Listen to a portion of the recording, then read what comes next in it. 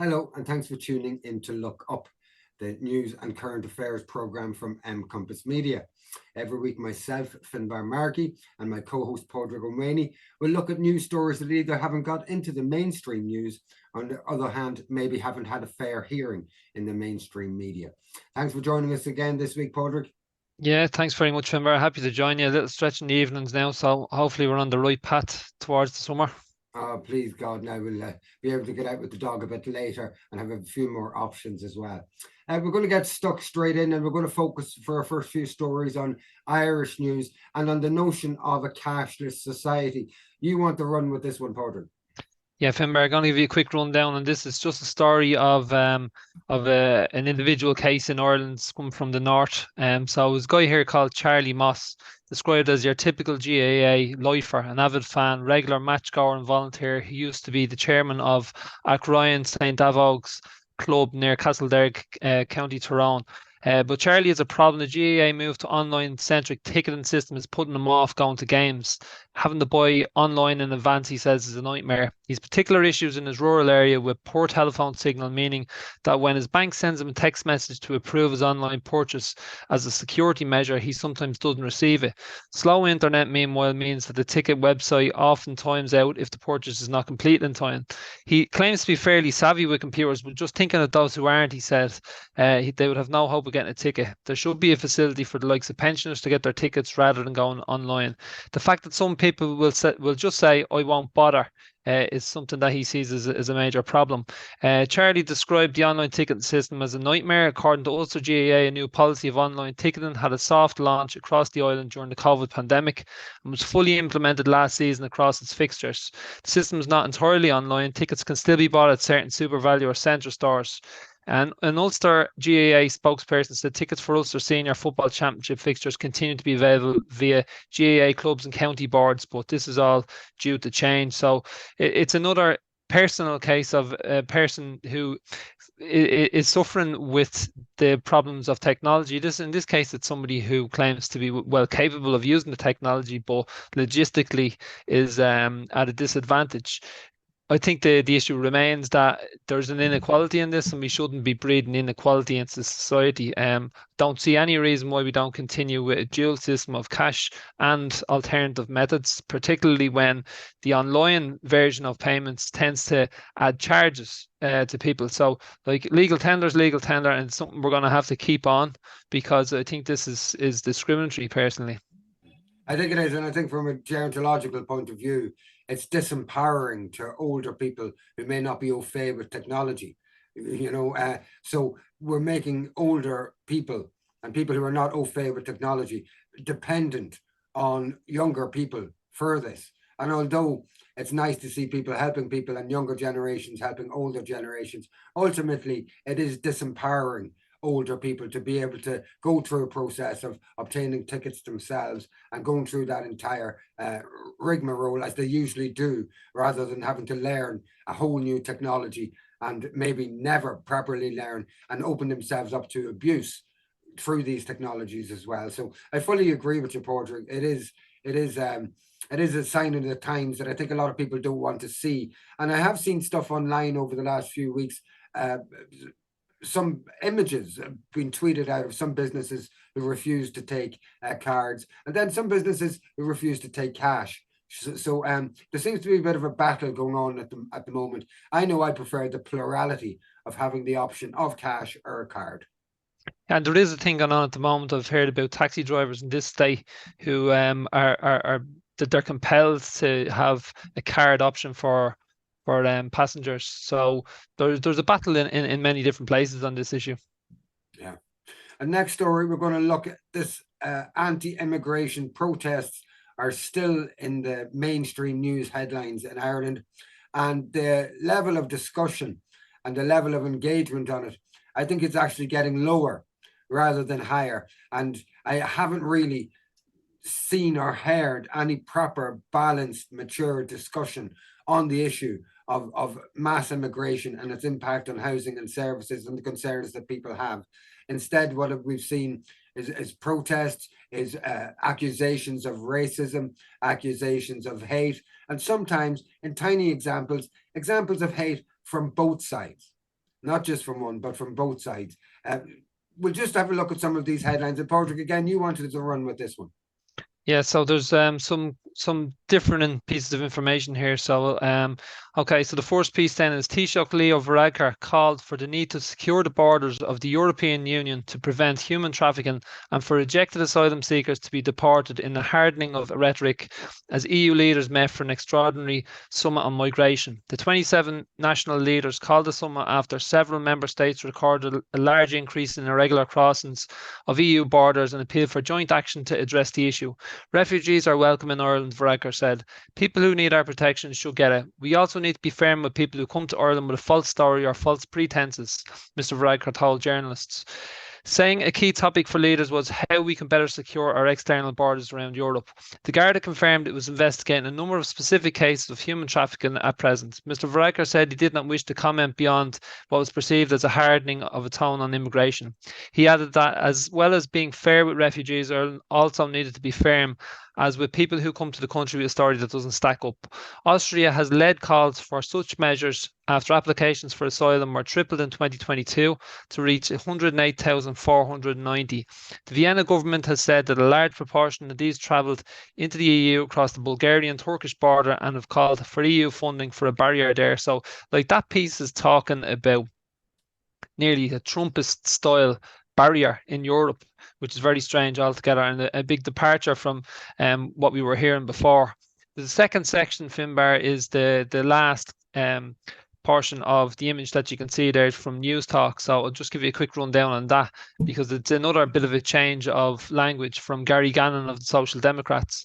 A disproportionate number of refugees and asylum seekers are being housed in working class areas according to Social Democrats Gary Gannon. Figures released by the Department of Children show there are 3,335 Ukrainian refugees and IPAS applicants being housed in Dublin 24, while Dublin 6 houses just 51. The SDTD for Dublin Central says that other areas should be utilised if Ireland is to continue to welcome international protection applicants in droves. Our call and what I'm highlighting is the fact that there are parts of Dublin which haven't received the same concentration of people from our international protection system, he told News Talk.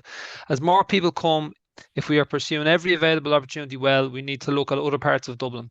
Dublin 4 and Dublin 6, Deputy Gannon said, haven't received anywhere close to the same number of international protection applicants as other parts of the city. He added that the areas most used thus far had long-standing issues with a chronic lack of services, including housing and healthcare. I think it's unfair to the people who are in the old abandoned ESB building down in East Wall Road, he said. They've been told that they have to stay in accommodation, which I don't believe is suitable for habitation. Just look across the Liffey. We have empty hotels lying idle in Dublin 4. For me, the government is telling us that it's a societal shoulder to the wheel. That needs to be demonstrated. Asylum seekers say that they're forced to live in inhumane conditions due to serious overcrowding at some reception centres. News Talk's reporter Barry White spoke to an asylum seeker who were told to sleep on the streets on their arrival to Ireland. They told Barry that the accommodation they've been given is not much better. So this is a quotation from one of the people being housed there. So they said, when too many people come here, look at what they do. They put a lot of people, like 300 people, into a small place. This is a lot of trouble. You can see the situation when you put people from different countries into a small space. They fight with each other and they make trouble with people outside. The living conditions are not good. They have to stop bringing more people to Ireland because it is small. They shouldn't bring this many people. Another man said people should know asylum seekers are not living in luxury. We are not living in 5-star that people think we are living in. I mean, if you see yourself, it's not a place for human beings. It's kind of sad that people think we're living in 5 stars. So that's given you a very comprehensive set of different perspectives on this. On the one hand, you've got the leader of the country, who would have been speaking in much more liberal terms in recent weeks, moving and changing his tone in relation to protecting the borders. And this is in line with conversations going on at a European level. And then you've got Gary Gannon, who will be a representative in the constituency around East Wall, who's talking about the quality of the accommodation that's there and that people should be housed across the socio-economic divide, which I mean I would totally agree with. But I mean I think what we're really highlighting is that we're up and down with this story. Like there's not much consistency in it, and some of the things that were probably taboo to say a few weeks ago are now they're okay to be saying. It really just depends on who's saying it. I think every one of those headlines and those stories that you showed were deceptive in themselves. Gannon's trying to deflect this to make this a class issue, to try to please all of those local residents and voters who he is displeased over the last few weeks, but he's not addressing a key issue. The rest of the story spoke about asylum seekers and focused in on asylum seekers and asylum applicants and refugees. And yet, last year, there were 220,000 PPS numbers or personal insurance numbers issued out to people from outside of Ireland. 64, 65, if I recall correctly, 1,000 were to Ukrainian refugees. Who were the rest? Because it doesn't matter the reason for coming here, to my mind, if we have no capacity. That's the issue. We don't have the houses. We don't have the services for anybody. It doesn't matter whether you classify them as asylum seekers or people who are coming in through student visa programs, people who are coming in to essentially work, but using the student visa program, people who are coming in through employment programs. We've been taken in from all over the world to work here as, and to my mind, cheap labor, and what is in essence different forms of people trafficking on a massive regulated scale. So I think all of these headlines avoid the key issue, that we literally do not have the capacity. Now, I've been engaged in Twitter discussions and debates on this issue over the last few weeks, and people would say to me, Finbar, you of all people should know that there are X amount of scores of thousands of houses lying idle in Ireland at the moment. And I make the point that the material and work requirements to refurbish those properties and the time that it would take would be years. And yet these people are here now, and there's more coming. So this isn't, when I make my comments about hate and when I give my opinion, it's not about hate. It's not about judging a race or religion or anything else as better or worse than any other one. I'm just not into that.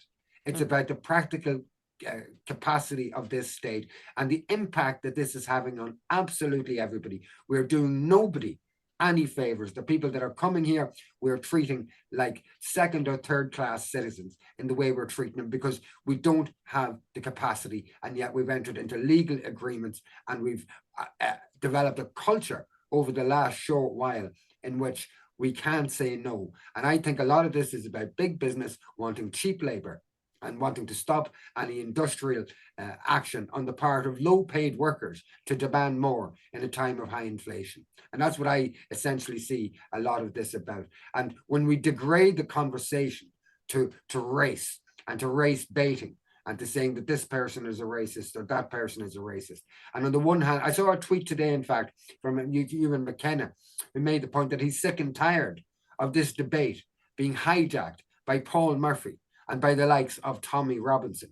And it would appear that that's what we have coming to these shores now, to actually turn this into a more extremist situation than it is at the moment. We'll just have a look at that story. And so this apparently comes from Tommy Robinson. Is it his tweet or his telegram? I'm not sure. Good morning from Dublin. I'm going to be covering what's going on in Ireland right now, but not in the way I originally was. I want to keep this about the Irish people and their fight. I want this. So that's would appear to be who's coming over here now to get involved in this. And between snide, smarmy Paul Murphy on the one side and this Tommy Robinson fella on the other side, is there no arena or no place for balanced, practical debate that realizes and acknowledges the practical considerations we would have to really go through before we could genuinely and authentically house all of the people that are coming into this country?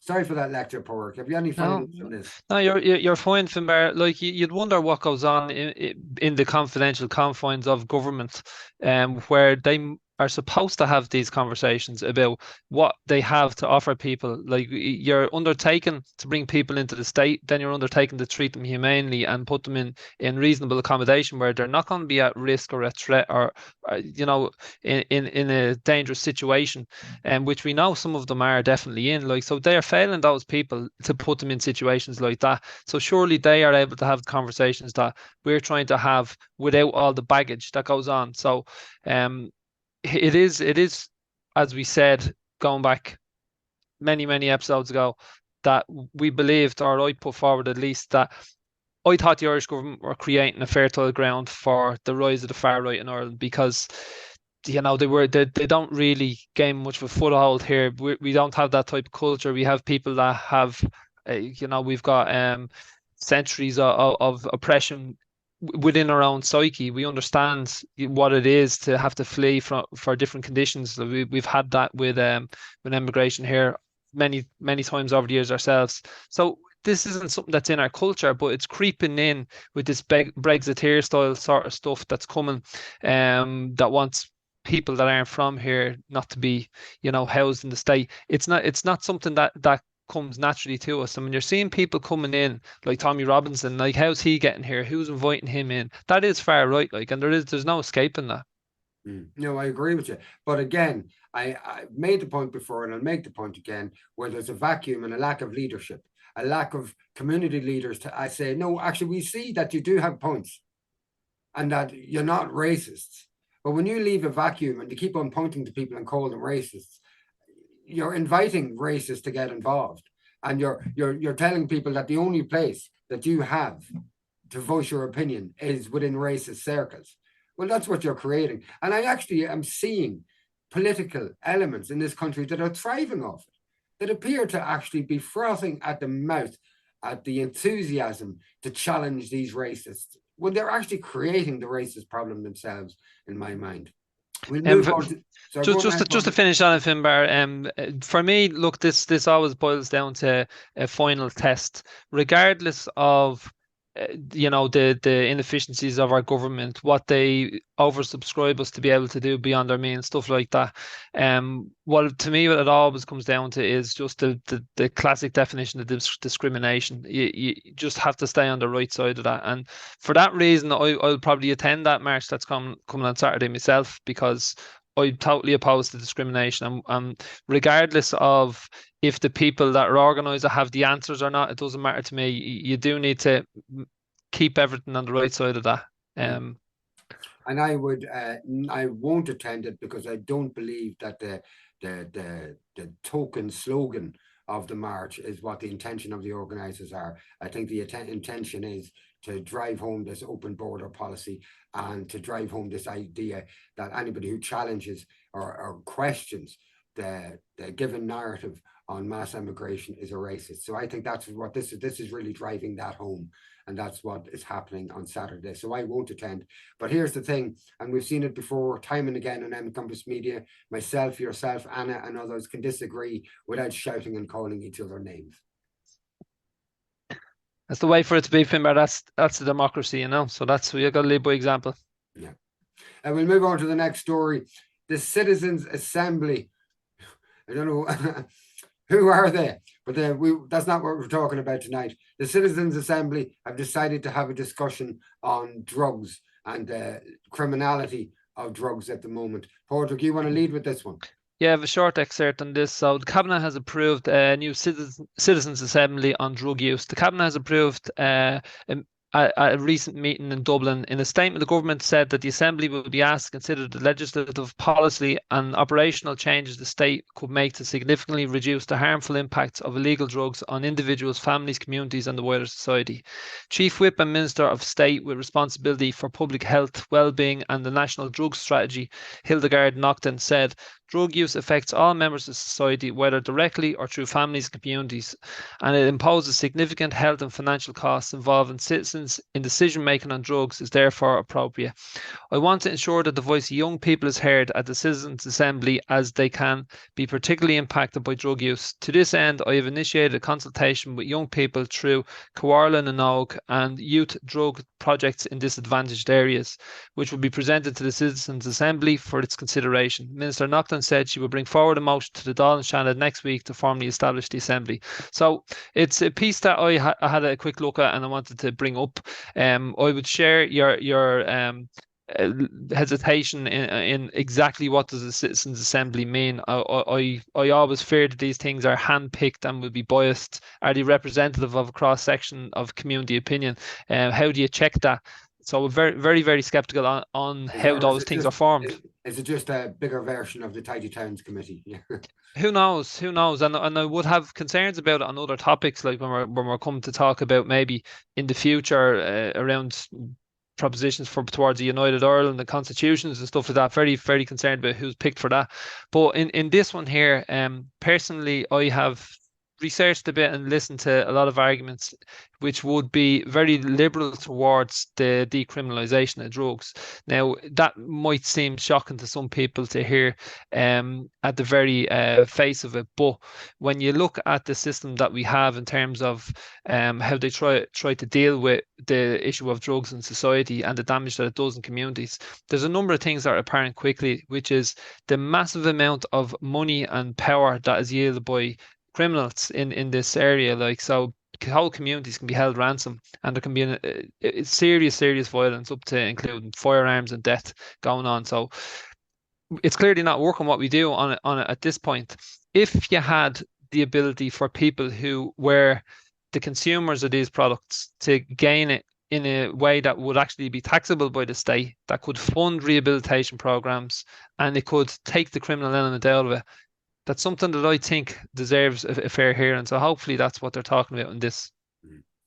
When I was younger, I would have been more supportive of the notion of the decriminalisation of drugs.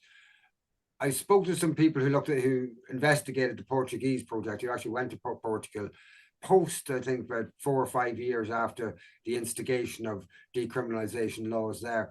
And they said that although reports coming back to Ireland and been spread around the world were very positive, that to them, the government had failed to invest in services, had failed to transfer the money from policing over to services to address addictions. And I recall myself a few years ago in the Irish Republic, when certain drugs didn't have a legal status, these synthesized drugs, and there were actually shops opened up in every town and village. And there were people off their heads all over the place, and it was a crazy time. So I would have to think very carefully about what we mean by the decriminalisation of drugs and what we mean by drugs in general. There's a lot of different types of drugs.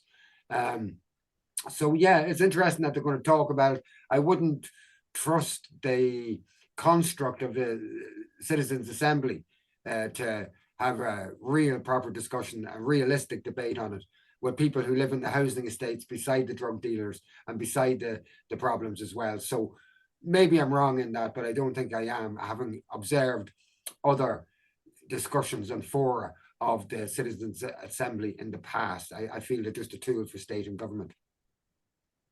Yeah, obviously, like these things need to be really thoroughly explored, and you would need contributions from people who have experience in this. So I've listened to people maybe in the UK from law enforcement that have talked about what they've seen, some people undercover different situations that were quite convincing stories that we do need to try another approach. So yeah, look, I thought something worth looking at, and maybe we might see something on it again.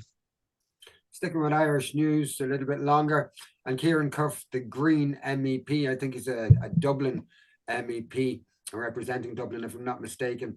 He made a speech in the European Parliament this week, essentially announcing the end of combustion cars and vans by 2035.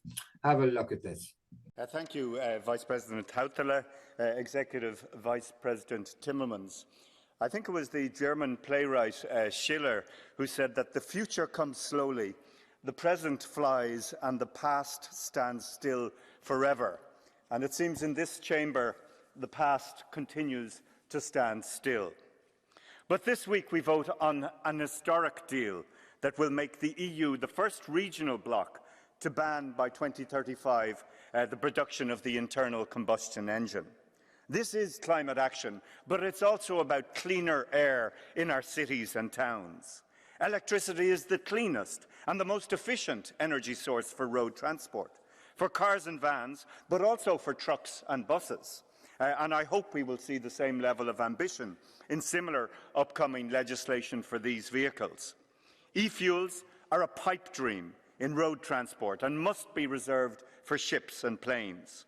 By promoting electrification in road, the benefits for people in terms of reduced emissions and air pollution are truly enormous. And we must accompany this shift with massive investments in public transport and active travel, not aimed to simply replace all cars with e-vehicles.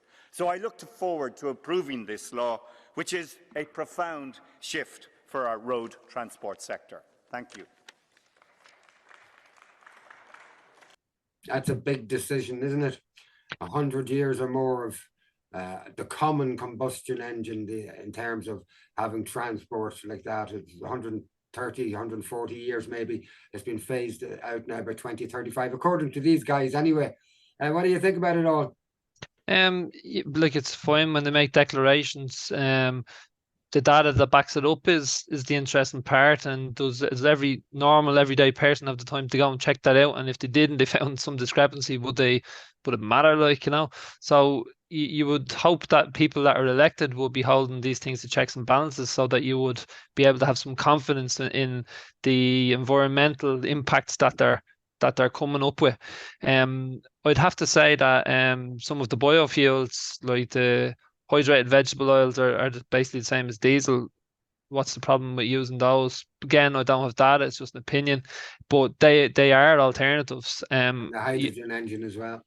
Yeah, so look, there's other alternatives there which are probably cheap, sustainable, eco-friendly, and we're going to mine these batteries. We're going to create these cells that are harvesting very, very the carbon footprint and harvesting these batteries, we know is absolutely excessive. So where is the actual green efficiency? Because it's not at the very beginning when the battery is made, and it's not at the very end when the battery is being dumped. So are we kidding ourselves? And I'd really like to see a thorough analysis of that, so we can have some confidence. I think there's commitments being made at a global level, or Western Hemisphere level anyway, but transferring us over to systems that are unproven, and it's concerning that we have ideologues and people who are embedded with dogma, and that they seem to be blinded to practical issues, and they need to test things. There was a time this might happen in a country, and people could have a look over time at that country, and then maybe 10 years later follow that on.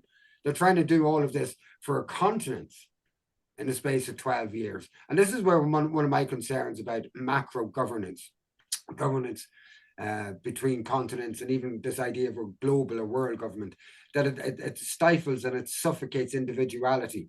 And as well as that, if there is a solution decided in a one world government, for instance, and it's the wrong solution, well, it's been applied globally, so everybody suffered from that bad decision, you know. So, you know, these are the kind of things that worry about. But there's an Irish MEP essentially making that announcement that cars and vans are on the way out. Combustion cars and vans are on the way out. But do we have the proper proven method to replace them?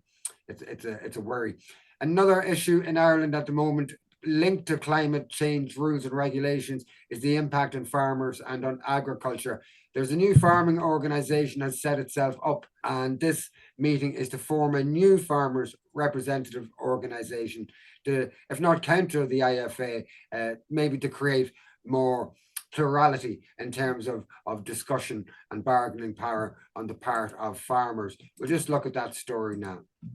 So, public meeting to form a new Irish farmer body. A public meeting will take place in Athlone Sunday with a view to founding a new representative organisation for Irish farmers.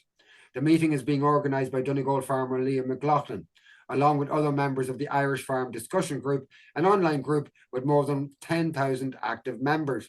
The organisation has asked that no representatives from existing farming organisations attend the meeting, but regular members are welcome to take part. According to Mr. McLaughlin, the direction of the meeting will be driven solely by the farmers who attend and not by any outside interests or organisations. We don't want to be influenced by the idea of other groups. We want farmers to have a voice on the day and feel free to come up with their ideas and ask their own questions. We were very concerned that if we had different groups represented, there would be conflict. We just want to keep a pleasant atmosphere and see where we go from here. But general members are free to come and stay. They say they are non-profit and that they're interested in finding out the facts about the planned future of farming in Ireland. This meeting will take place at the Athlone Spring Hotel on Sunday, February 19th at 2 p.m. and all farmers and interested parties are welcome. But as I say, they're not welcoming groups. What do you make about this development, Padraig? It's obviously necessary. There's obviously concern in the farming community around proposed changes that are coming in. An awful lot of stuff is floated in the media which spooks people around culling quotas of livestock and stuff like this. And politicians aren't doing much to allay their fears, even though at times in the past we've seen them more or less shut down some of the conversations that they haven't gone away. And yeah, this is a democratic kind of initiative that they're engaging in, and would support it. They've every right to do that, and they really seem to be just looking for information. So 100% let them at it. It'd be great to see a strong body that isn't so tied to the major political parties developing, that can represent small, independent and medium-sized farmers in a time when their entire industry is going to be made topsy-turvy. We've seen this idea of the introduction of insects, the culling of herds, things like this. So they need a strong, independent representative voice, and hopefully that's what will come out of Sunday's meeting. Finally, in Irish news, we've been told by the government and government agencies that 29, almost 30,000 homes were built and completed in 2022 in the Irish Republic. Turns out those figures were off by 6,000, which is a very significant amount of houses to be off when the total original announced was 30,000. So it's about a 20% dip in the figures that we were told. And it just galvanizes and fortifies the constant disappointment that we have with government after government in its failure to address the housing crisis. So we'll just have a look at this headline. So, number of homes completed last year overestimated by 6,000 units, figures suggest. Construction Information Services say National Building Control Office data reveals 23,751 homes, not 29,851 were finished last year. It's a hell of a mistake. So the CSO put out that it was 29, almost 30,000. It's a hell of a mistake to make, isn't it, Padraig? It is, in a time of great need, and every shortage inflates property value at a time when inflation is driving down the spending power of people. At the very same time that all your utilities are flying up in cost, there's no wonder there's problems with social cohesion, because it's all a result of government policy. And when they try and tell you that it's all Russia's fault, it's very easy for them to say that, it was all COVID's fault. Now it's all Russia's fault. It was all the international finance system's fault, Lehman Brothers' fault. It's never their fault. When are they going to take responsibility for their actions? But those figures would have suggested to us that there were nigh on 20,000 people that received homes this year, whatever method or manner that they received those homes, that there were nigh on 20,000 people that didn't actually receive homes. They didn't get a house last year, but there was a suggestion through those figures that they did. And I'm not sure whether it was accidental or whether it was massaging or whether it was coming up with a methodology that would be most favorable to the current sitting government. We'll move on to international news. In Israel, there have been protests, and these protests have been ongoing since the election of the new extremist Zionist Israeli government, whose partnership includes Ben Gvir, who leads a very extreme Zionist party that is very anti-Palestinian, and he is very overt in it. And they're introducing new laws in Israel, new judicial laws, but also new plans in terms of expansionism. So they plan to expand their so-called settlements, in other words, steal more and more Palestinian land on a massive scale. I don't think they've ever publicly announced plans like this before. It's worrying the entire international community. There are people protesting, Orthodox Jews have been protesting, and the Israeli army and police have attacked them. And secular and civilians have been protesting as well. We'll just have a look at one of those demonstrations now.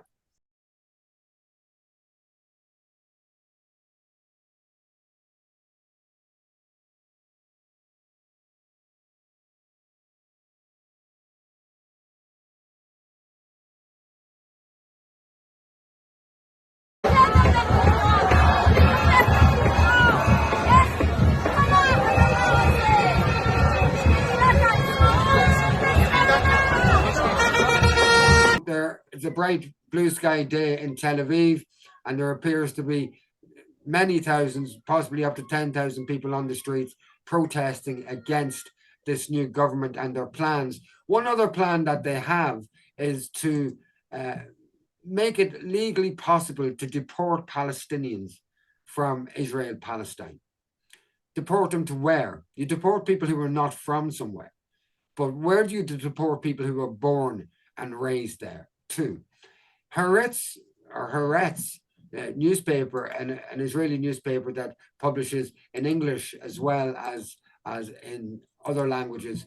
Let me just pause that for a minute. Haaretz have described Israel's new government, or have gone with a headline in which a historian, Daniel Blattman, describes the new Israeli government as having neo-Nazi ministers. So this is the Haaretz headline: Israel's government has neo-Nazi ministers.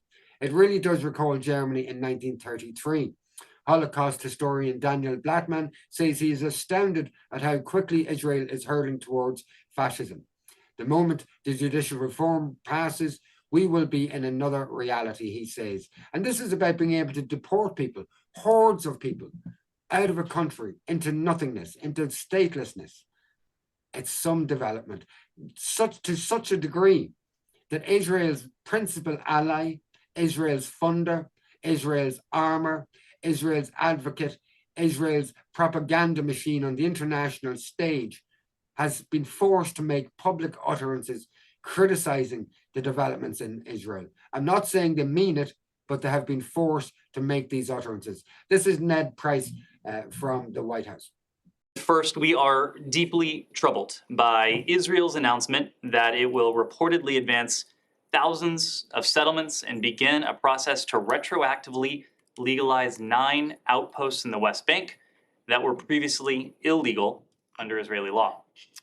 Like previous administrations, we strongly oppose these unilateral measures, which exacerbate tensions, harm trust between the parties, and undermine the prospects for a negotiated two-state solution. During his recent trip to Israel, Secretary Blinken was clear that all parties should refrain from actions that heighten tensions and take us further away from peace. Israel's decision on settlements and outposts runs directly contrary to those objectives. As Secretary Blinken has said, anything that takes us away from the vision of 2 states for 2 peoples is detrimental to Israel's long-term security, its identity as a Jewish and democratic state, and to our vision of equal measures of security, freedom, prosperity, and dignity for Israelis and Palestinians alike. We call on all parties to avoid additional actions that can further escalate tensions in the region and to take practical steps that can improve the well-being of the Palestinian people. That was Ned Price from the US government talking about developments in Israeli policy towards Palestinians and Palestinian lands. What do you make of that in itself so far, Padraig? Yeah, so I suppose for 50 odd years we're looking at the map of Palestine, and its territorial contraction is obvious when you look at it. The question could be asked, is that ethnic cleansing? I'll imagine quite a lot of people would say it is definitively. When you look at the language that's been used by an administration that'll be quite supportive of the Israeli state. And they're actually, for once, quite surprised by the language. They're calling into question their future as a democratic state. So are they not in a roundabout way almost agreeing with the article that's been put forward there, like it's a rise of totalitarianism in that state where it's almost Nazi-like. To be honest, like it's absolutely shocking what's going on with the Palestinian people for so long, and I would always have had some kind of level of identity with them in terms of what's been happening to them, and the international community has an awful lot to answer for. There's very, very silent voices in many places, particularly the Irish government with their virtue signalling around other conflicts. They don't put any such level of approach into the Palestinian issue. Level of emphasis either. I don't have any faith or trust in Ned Price or the White House, but I think that the current Israeli formation have moved away from the traditional holding movement that has maintained the inequity and inequality of the Palestinian people. And that holding movement was the carrot of a two-state solution that would never be, and they would never truly come about. And the Israelis have moved away from that now. Netanyahu, in some way to try to just keep his political career going, has decided to enter into the partnership from hell when it comes to that region. He's entered into a partnership from hell just to maintain his own political career. The Americans, I think, are a little bit shocked by it. They're also a little bit shocked that the Israelis are also being quite independent when it comes to international policy, and they're not jumping on board the anti-Russian rhetoric. I think they're playing a wise chess game and trying to keep partnership on both sides now, in the hope that maybe Russia won't condemn what's going on in Israel at the moment. We'll keep an eye on this story. It looks like Israel is going down a very slippery and a very fiery slope towards, I won't say major civil unrest. I think it's a military state ultimately. So, but it's moving towards something horrific, and we'll keep reporting from it every week until hopefully something changes that'll become a little bit more positive. Sticking with international news, and Silvio Berlusconi, who is the leader of one of the parties that has formed the new Italian government, has made it clear publicly that he has no grow or no love or no aspiration towards Vladimir Zelensky, the Ukrainian president. And he's made clear that if he had the reins of power, he wouldn't be entering into any kind of talks with Zelensky, that Zelensky can't be trusted. Let's have a look at this video. We'll just do a little talk over this video for those on Spotify. Berlusconi says, myself, it was Prime Minister. I wouldn't talk to Zelensky because, as you know, he's testifying the devastation of his country and the massacre of his soldiers and his people. Sufficient he had stopped attacking the two autonomous republics of Donbass, and all this would have never happened. Just sticking with Ukraine on that issue, John Kirby, who is a Pentagon spokesperson in the United States, was persistently asked by a reporter, Matt Lee, persistently asked about NATO expansionism, and the ludicrous proposition by the Pentagon that it's Russia that is actually expanding rather than NATO is put to Kirby, and he doesn't seem to have a solid answer for it. Have a listen and a look at this video. To look at this and say the reason that the Russian army is on NATO, the Russian army is at NATO's doorstep is because NATO has expanded rather than the Russians expanding? That, in other words, NATO has moved closer to Russia rather than Russia moving closer to NATO? Is that not an accurate way to look at this? I think that's the way President Putin probably looks at it. It's certainly not the way that we look at it. You don't think that NATO has expanded eastward toward Russia? NATO has expanded, okay. and the expansion has been a good thing for... So the reason that the Russian army is at NATO's doorstep is not the fault of the Russian army, it's not the Russian army that's done it. It's NATO has moved closer to moved I'm pretty east. sure it wasn't NATO who was ordering, upwards of 15 battalion tactical groups to within 10 kilometers of the border with Ukraine, and I'm pretty sure it wasn't NATO who put little green men inside Ukraine to destabilize eastern I'm pretty cities. sure that Ukraine is not a member of NATO. So unless that's changed, It's not Okay. changed, but I'm So, pretty sure the movement by Russia is Russia's decision. if NATO is moved east, the reason that the Russian army is closer or on NATO's doorstep is because NATO moved, not NATO because is not an anti-Russia alliance. NATO is a security alliance. Unfortunately, for 50 years, it was an anti-Soviet alliance. So Where's do you the not Soviet understand Union it? So do you not understand how, or can you not even see how the Russians will perceive it as a threat? And the fact that it keeps getting closer to their border, while their troops, I mean, the places where their troops are, you say their troops are, and may have been in Ukraine and Georgia, are not NATO members. I'm not going to pretend to know what goes in President Putin's mind or Russian military commanders. I mean, I barely got a history degree at the University of South Florida. What I can tell you is that NATO is a defensive alliance. It remains a defensive Fair alliance. enough, but it has moved east, correct?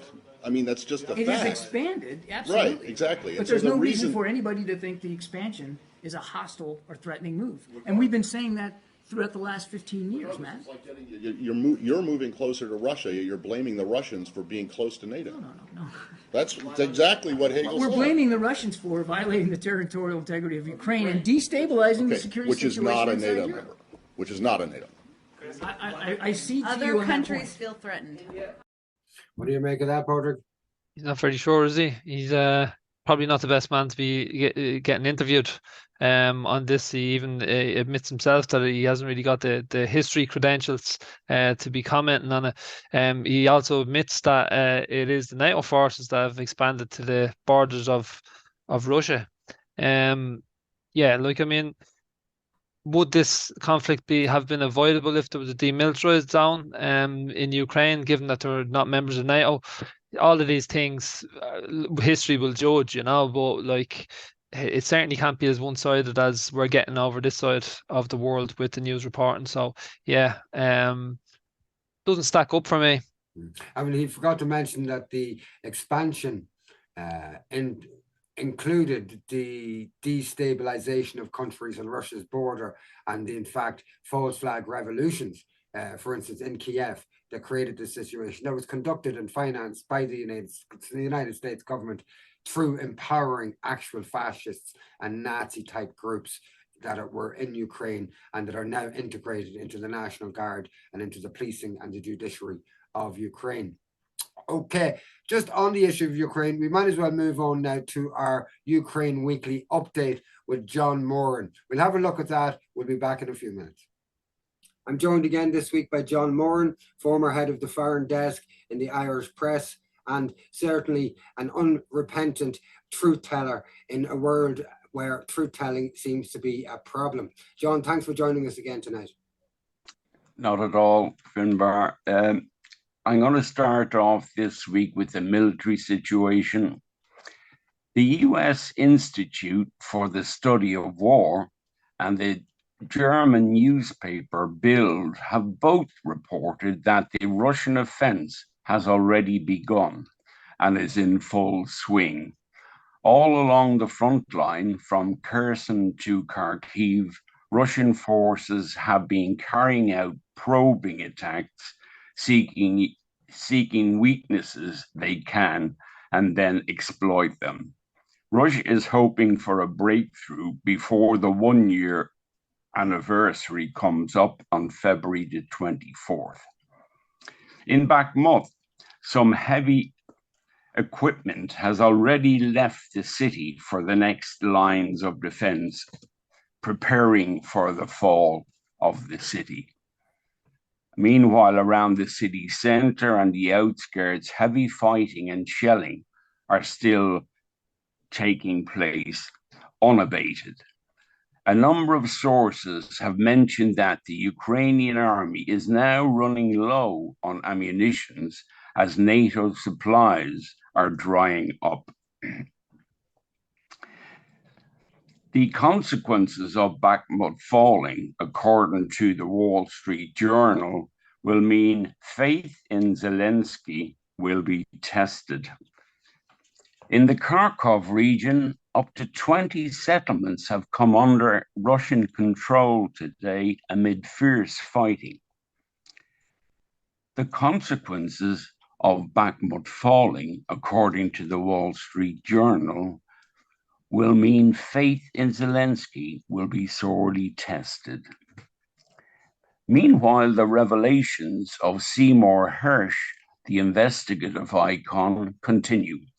Quote, Biden ordered the pipeline blown up to put pressure on Western Europe not to stop supporting the US in the conflict in Ukraine, Seymour Hersh told the Berliner Zeitung newspaper. Quote, Biden decided to let the Germans freeze this winter, and that's just terrible for me, Hersh said. Biden didn't trust Germany. Meanwhile, a German MP has called the refusal to investigate the attack on Nord Stream as, quote, the apogee of European impotence, unquote. Elsewhere in Europe, Hungarian FM Peter Schiartz said while Hungary wants peace talks now, other EU states appeared to be waiting for the military situation to improve for Ukraine before accepting talks. We do not believe this. We think the conflict should end now, he said. Austria has refused to train Ukrainian army soldiers in Leopard 2 tanks, Defense Minister Claudia Tanner said, citing the country's neutrality. Quote, supporting Ukraine is up to sovereign nations to make their decision within their own laws, she said. Meanwhile, Switzerland added, there are no legal grounds for transferring Russian frozen assets to Ukraine, according to the Swiss Federal Council. And finally, we condemn Putin's imperial war of aggression. We will not be drawn into his war of choice, said Lloyd Austin, who is American Defense Secretary and former board member of Raytheon, and maybe even a shareholder, which would be incredible if true. That's some analysis going from the battlefield right out to the wider international political shenanigans that are going on at the moment. If you just want to focus in for a second, John, on the first part of what you're saying about the battlefield itself. Yeah. Almost daily we've been told now that the Bakhmut area, the Bakhmut city is going to fall, and yet it hasn't fallen. There seems to be some defense being put up in Bakhmut, phenomenal defense. I think no matter what side or position you take, I think there has to be an admission that the defense that has been put up in Bakhmut has been phenomenal. Is there any sign that the Russians are going to be able to declare soon that Bakhmut has truly fallen? Well, I think the first point to make about Bakhmut is, even as situation stands as it is today, the Ukrainians are suffering a much higher level of casualties. This is a war of attrition, and they're losing heavily even as it stands. So by them continuing to bring in soldiers to fill up the gaps left by others, they're losing massive amounts of men. And this is causing severe problems elsewhere, because we can now begin to see that Ukraine is straining to find reinforcements for places under pressure during Russia's offensive. And that is exactly what they'll continue to do. It means also that an advance could take place somewhere unexpected, where the Russians find resistance very weak and go off in that direction. So that's always a possibility. And just on that, you mentioned Kharkov as well, which is up here and along a part of the lake. Kharkov itself is under the control of the Ukrainians at the moment, it was one of the areas that they advanced in early September. There was a strike in an aviation plant there in the last 24 hours. You were saying that there's a likelihood that there could be a move on Kharkiv, that it's been softened up? Oh, no doubt about that. But I don't think an attempt to enter Kharkiv will take place for quite some time. It's a fairly big place, and it's very hard to make ground in big cities, even in Bakhmut, which is a town. It's extremely difficult to make ground. So they'll surround that when the time comes and leave it at that while they probe elsewhere. Yeah, and they'd have some distance to travel and to advance really to take Kharkov, which is way up in the lake area up here. So the Russians seem to still have a lot of work to do to get to the Dnieper River and to make those advances that we've been told on a daily basis, you know, that this major assault is taking place, but we're not necessarily seeing this in a way that's reported constructively to the point that it does look like their major assault. I don't think we're there yet, are we?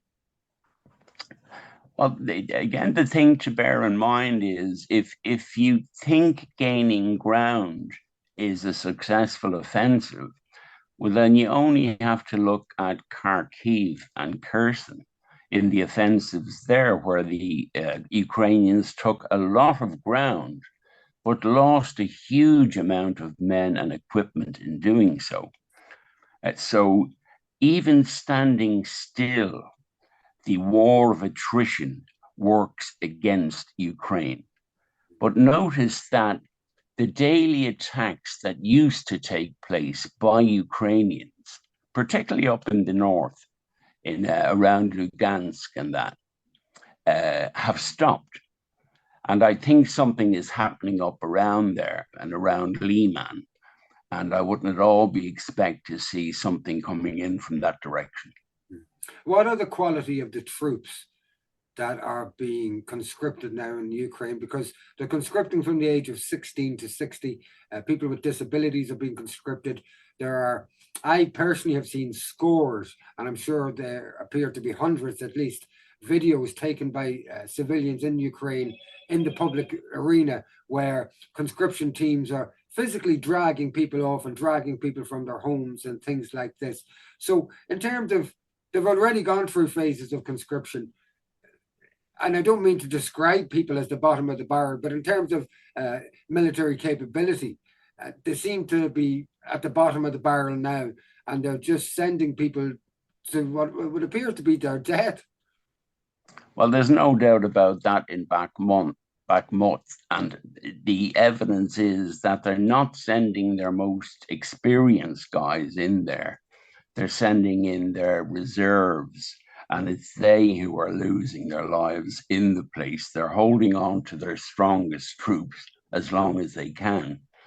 But the problem of manning is severe, and it's not going to get any better. It's only going to get worse, while the Russians, on the other hand, are slowly moving vast amounts of men and materiel into the frontline situations. There are videos coming out online, John, just in terms of methods, and the videos are purporting to show Ukrainian soldiers, conscripts possibly, who are refusing to fight or can't fight, and they're being executed according to these videos out in the forests. And these videos have been taken of these executions on cameras that are on helmets of Ukrainian soldiers. And even one video I saw today of a man who was shot, had his hands and feet shot, a soldier in a Ukrainian outfit. And this is being done by other soldiers in Ukrainian outfits. And he was bound. He appeared to have been shot. They may have thought he was dead. They threw him into a shallow grave and thought that he was moving, but they just continued to bury him anyway. It's hard to validate these videos that are coming out, but what we are finding is, or what I'm finding over the last year, is when we see things like this and we see the video evidence, after a while it transpires to be true, even if it was denied at the beginning. The methods that are being used to convince fighters to move forward by the Ukraine, it's very reminiscent of the desperate last days of the German Wehrmacht in 1945 as the Russians were moving in towards Germany. Do those images that we have in our mind from 1945 in and near Berlin, do they have any attachment or association with what we're seeing now, do you think? Well, when you think of willingness to fight being hugely important for any nation at war, that willingness to fight is not there when you look at it for people being dragged in off the street every day, resisting, shouting and screaming, but being dragged in nonetheless. I mean, what kind of soldiers are they going to be? They're hardly going to be our best soldiers, and they're hardly going to survive under artillery if they've never been used to it or never experienced it before. I mean, it's a terrible sign that things are getting very bad, and it's another indication of the incredible losses that they're suffering. And it's the same on the front line. There's a lot of surrenders. There's a lot of people saying that the officers, as soon as the men are sent to the front, they disappear and they're left and they're not looked after in terms of artillery protection and ordinary day-to-day things. So it could be, that these indications are just signals of a creek that's beginning. And I think this offensive will, over the course of the next week or so, show that. And do you give any credence to these videos and these claims that there are a type of Ukrainian rear guard? Some people have described them as Kraken soldiers that are in the rear and that are executing soldiers to make examples of them, to make the other soldiers move forward. Did you give any credence to that at the moment? Have you seen anything about it specifically? Oh, yes. The Ukrainians are employing what they call barrier troops, which are to stop their own fighters from running away if things get too tough. And they have no qualms at all about taking out their own people. I mean, as far as they're concerned, if you're not going to fight the enemy, you're not worth being there at all. I mean, the Kraken is a terrible unit. They were the ones who we saw in the beginning of the conflict, shooting the soldiers in the legs and in the groin that they had captured. They're a bad lot. Brutal. Resolve seems to be creaking and cracking on the international, or should I say the Western Hemisphere stages as well. You mentioned that earlier on in some of your narrative. I'm just wondering, are the cracks strong enough, do you think, or significant enough? Or do you think there'll be a double down by the war hawks, which will bring us to an even worse stage of war than we're at the moment? Or do you think those cracks are significant enough to start bringing about a halt to the escalation of this war? Well, I think the international cracks are big enough. For example, if you take Latin America, all the leading Latin American countries have refused to send any weapons to Ukraine. They want nothing to do with it. That's from Mexico to Brazil to Argentina to Colombia, want nothing to do with it. Africa doesn't want anything to do with it. The Far East wants nothing to do with it. So instead of it being an action by the so-called international community, what a laugh, it's seen as a small, localized issue for white Europeans. And believe me, there isn't a great deal of sympathy for white Europeans in Africa or Latin America. I wonder why. And so in terms of the Western Hemisphere, there is the material impracticality of Western escalation. in terms of a division that appears to have manifest and become more apparent between, on the one hand, the military in Western countries and then the politicians. And the military have been whispering quite loudly at this stage in a number of countries, the United States, France, and the UK, that they're running out of materials and they won't be able to defend themselves if they keep on sending material. So there has been that division showing itself over the last few weeks, if not months. But there seem to be some new political divisions. And that's kind of what I'm trying to get at. Are those divisions significant enough? So, for instance, you mentioned the German member of parliament that called for an investigation into Nord Stream. So these things that are becoming slightly more mainstream to question now.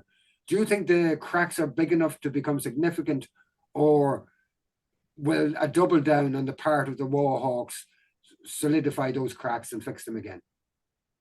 I think you will begin to see them very clearly, say, for example, when Bakhmut falls, and if the Ukrainian army seems to be in disarray after that, you will have serious problems for Zelensky. He'll find it hard to survive. But the biggest problem will be internationally. I mean, if you look at General Mark Milley, the chairman of the Joint Chief of Staff in the United States, he wants peace talks, you know? So you have the top war guy in America who's saying he wants peace talks. And these extremist group in the State Department who have other plans. That's the unfortunate bit. And it's also the case in Europe, where if you look at Austria, Croatia, you get occasional calls from Italy. Things aren't going the way they hoped. And I've noticed also some countries that initially said they were going to give tanks and stuff to Ukraine have now pulled back. Now, my feeling is that this decision by the United States to bomb the pipelines, I think the impact of that on European relations will take a long time to sink in and to work out. The Seymour Hersh story in mainstream European and US media, it seems to have got very little, if any, traction at all. I did a search earlier on RT News website, and I just did Hersh, Hersh, and then Seymour Hersh, just to see if they covered this story in any way. And not a bit of it. The last time they covered Seymour Hersh, I think, was in 2007, and they were all delighted to be involved with a project that he was involved with. But this Nord Stream pipeline revelation, one of the biggest acts of international infrastructure terrorism to ever occur, and not a bit from RT, which is the Irish Public Broadcasters News section, at least not on their website. So I doubt very much it was on their mainstream televised news. Usually they do the opposite. If they wanted to minimize something, they put it on the website, but they wouldn't put it on their mainstream news. So what do you think about that? Although we have these revelations, there seems to be some system in place that just suffocates any stories like this. Yeah, well, I mean, it looks like now that the media has a binary choice set out in their heads, whereby every story is judged by whether or not it suits the Ukrainians and the Americans or suits the Russians, in which case it gets out, which is a terrible state of affairs. But it is exactly where we started off from when we decided that we didn't want to hear the other point of view in a war. I mean, that's an outrageous position to take. And we took it because the United States asked us to take it. Thanks for joining us again tonight, John. Is there anything you'd like to close with? Well, I'd like to close, as usual, with my hope for peace in Ukraine immediately, so that fewer and fewer Ukrainians and Russians lose their lives because of this thing that should never have happened. John, we'll speak to you again next week. Thanks for joining us. Thank you, Finbar. That was the irrepressible John Moran telling it like it is, despite the media clampdown on anything that goes against the state and the European and the American and NATO narrative on the Ukraine, NATO, Russian war. We'll join John again next week, please God. On our second last story, the president of Mexico has said that he will lead a campaign to end the sanctions and the blockade of Cuba after over 50, almost 60 years of sanctions and blockade against the island, the Caribbean island, or the island that's off the coast of the United States. It's great news to hear. It's a positive step that a country in that area that is so close to the United States and has so many relationships with the United States is making statements like that. We'll just have a listen to what the president of Mexico had to say. And I'm just going to read what the president said while we're playing the video for people on Spotify and people listening to our podcasts. We are going to continue demanding the removal, the elimination, and the blockade against Cuba,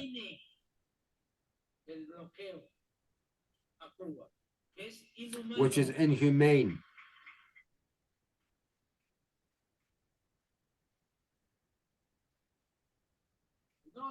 And not only when it comes to voting at the UN, which is always one. Only one or two countries abstain or vote against. The majority of the countries of the world are in favor of the elimination of the blockade. But the assembly passes and it's back to the same thing.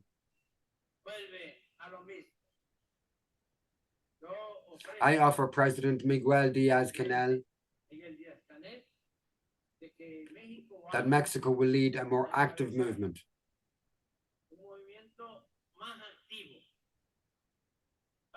so that all countries unite and defend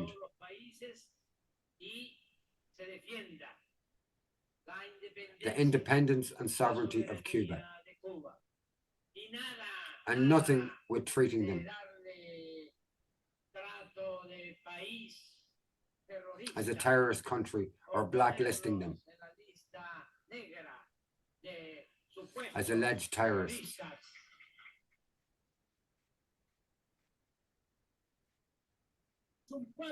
They are a deeply humane people and government.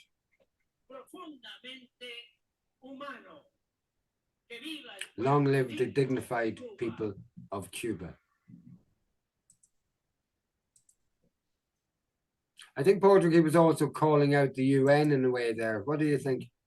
Yeah, it would be brilliant to see, let the world have a proper look at a socialist society, how it functions, and let it be something that can be seen. I think that's part of the reason why the Americans probably don't want it to prosper, or to at least have restrictions on it lifted, because it could be a success story. And where in the imperialist capitalist world do they want to see a socialist state as a success story? So yeah, you're calling out the UN as well, another global structure which is often supposedly thought of as a benign or a positive influence. It's often lacking on these things.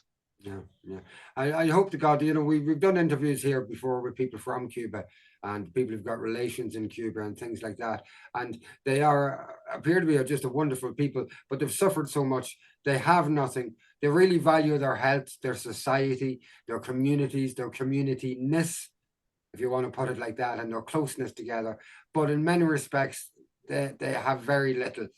And it would be great to see the sanctions lifted, because imagine a country that had so much heart, what it could do if it had the materials to do good. So we'll watch this story. We'll see if the president's going to put his actions where his mouth is, and if he's going to try to make this happen. Our final story tonight looks at a massive protest in Madrid against the privatization of the Spanish health service.